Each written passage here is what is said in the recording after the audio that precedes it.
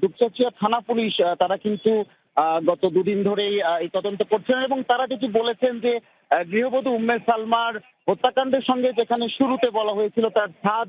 তার ছেলে ছোট ছেলে সাদ বিন আজিজুর রহমান সে জড়িত, সেই তথ্যটি কিন্তু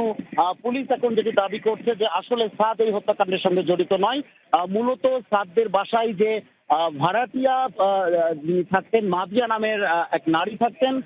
এবং সেই নারী সহ তার সঙ্গে আরো দুজন পুরুষ রয়েছেন, সুমন চন্দ্র রায় এবং আরেকজনের নাম মুসলিম। এই তিনজনে মিলেই মূলত এই হত্যাকাণ্ডটি ঘটিয়েছেন